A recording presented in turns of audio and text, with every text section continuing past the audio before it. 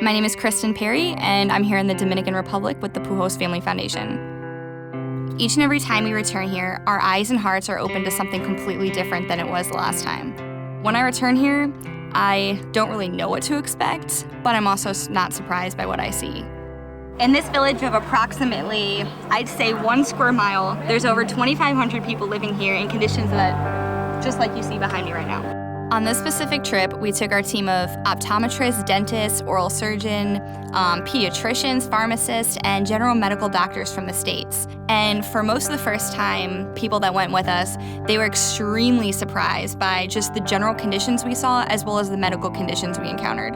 Even the Dominican doctors that came from larger cities such as Santo Domingo and La Romana didn't even realize how bad the conditions were in their own country. Before coming here, I had seen a lot of pictures and videos and had heard testimonies from previous trips, so I had a little idea, but I think until you actually see the people, hear them, feel the environment, you can't really know what it's going to be like. There's such a wide range of issues that the Dominican Republic is currently facing. Every single day, we have no idea what we're going to come across. El niño necesita al médico. Ahorita. Kristen, what happened? They're arguing with me and they're like, oh, she might not need a doctor. I'm like, no, the baby needs a doctor right now. Yes. Who's your doctor? That's doing a pretty good job right there. To see a child that's coming as a burn victim because that's the only place they have to sleep, right next to where there's a stove and something cooking. Those are the hard facts and the harder reality. Nani, who's one of the pastors here, there's 3 pastors. One is Nani, one is a lady, and then there's a man that constantly helps us with everything. Well, today she brought to my attention that his house isn't the most suitable living space. So this is where the pastor lives.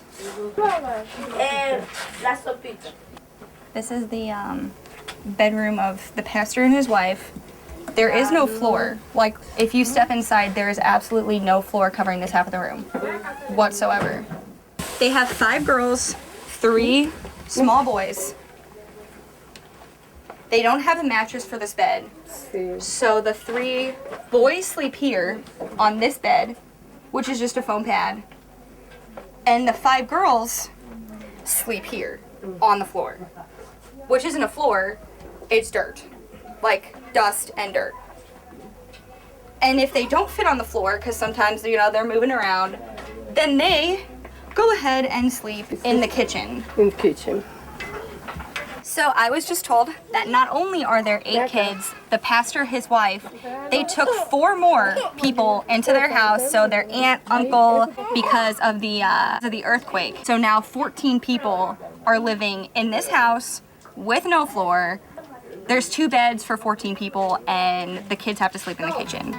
In just a matter of hours, we were able to help a woman who had a miscarriage, treat a man with leprosy, and give a paralyzed woman who has been bedridden for 15 years reading glasses for the very first time. We bring medicines and we try to treat the illnesses that they have, but really that's just a way of showing them, how abundant God's love is for them. And the Pujols Foundation gives us the opportunity to demonstrate that, and I think that's what the foundation is all about. And this is my 2nd trip coming down. The difference this trip is we have more help, and we have local help from dentists that are coming in from nearby cities.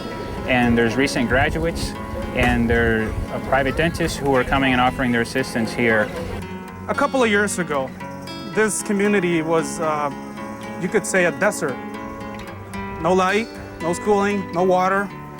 There was no type of development. You didn't see hope in this community. In the time that I've been coming, the children that we see are much cleaner, much better fed, much healthier overall. So it's just been a real transformation, and I think that the presence of the foundation has had a lot to do with that. I know that each and every time we're here, we make such a difference. What's such a blessing is that every time we go, I know that we're helping more and more people, and slowly, we're changing an entire community. What I would like to say to the people who are supporting the foundation is they cannot even imagine what their support is doing, not only immediately, but also the dividends down the line for people that are going to be touched in the Dominican. They appreciate the help, especially the mothers, because they understand they need the help and they are most appreciative. People do ask me, why do you make these trips? And the answer to that question is very easy. I think there is a goodness in every human being, and I'm just very grateful to Didi and Albert to allow me to be part of this. It's not about me giving to them. It's about what they have given to me in their spirit, in their kindness. Their joy is just so pure. It's not finished work by any means, and we can come to the center of this town and we can see a thriving community, and then we can go out to the edges and we can see a lot of desolation. So it's an expansion, but it's we got a lot left to do.